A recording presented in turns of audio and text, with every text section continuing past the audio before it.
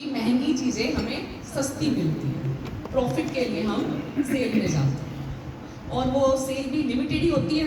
ये तो नहीं कि पूरे साल सेल है, कुछ टाइम के लिए सेल रहती है। तो ऐसे ही ये भक्ति की सेल है। इस महीने में हमें भी कुछ टाइम के लिए एक महीना मिलता है भक्ति करने के लिए, तो समय रहते हुए हमने भक्ति करनी है। तो बुद्धिमान कौन है? जो सेल के टाइम पे प्रॉफिट ले लेगा। और बुद्धिमान कौन है?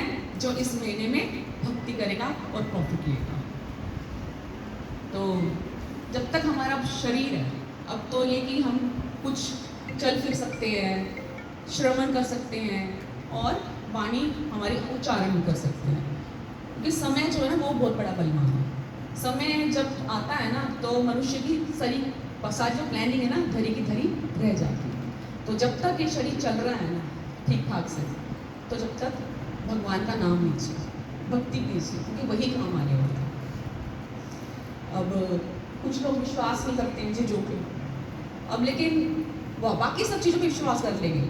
अब जैसे यूट्यूब पे आप कहीं सर्च करो कि पंखे गिरने वाली वीडियोस, तो दुनिया भर की वीडियोस मिल जाएंगे इसमें आपको, कि इसके ऊपर पंखा गिर गया, चलते चलते उसके ऊपर पंखा गिर गया।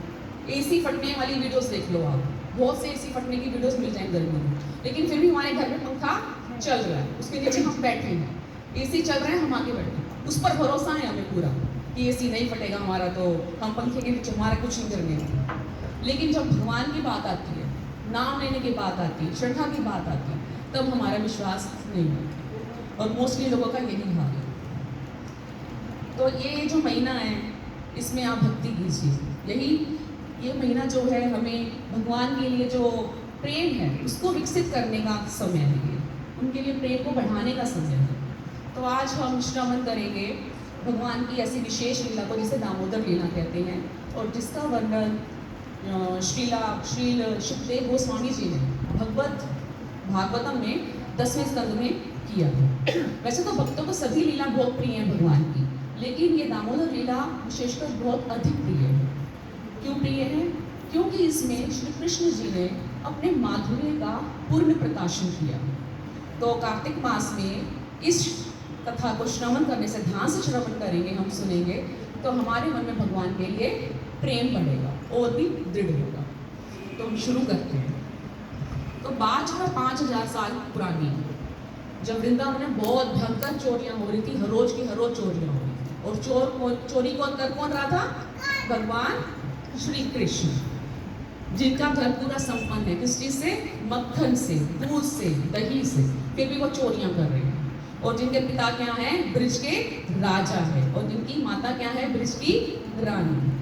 तो यशोदा माता के पास गोपियां आती थी शिकायतें ले लेके। डेली ऐसा हो रहा था कि यशोदा ये जो है हमारी सारी मटकियां तोड़ देता है और मक्खन चुरा ले जाता है। तो यशोदा माता किसी की बात मानती नहीं थी, कहती मेरे घर में कमी है क्या किसी मक्खन की?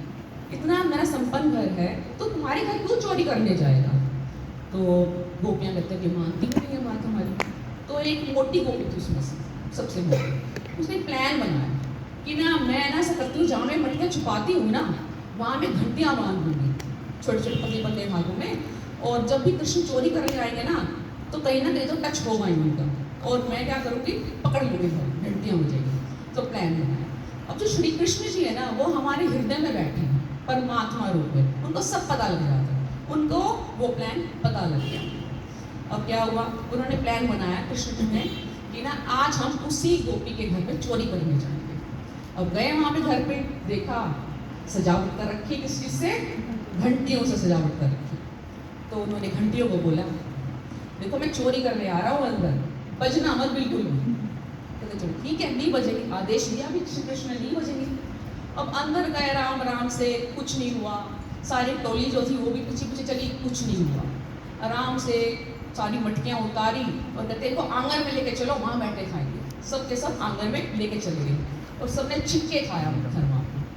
तो अब एक जो सखा थे उनके, ग्वाल बालक थे, कहती कन्हैया तूने तो माखन खाया नहीं, सब कुछ हमें खिला दिया, कुछ तो खा।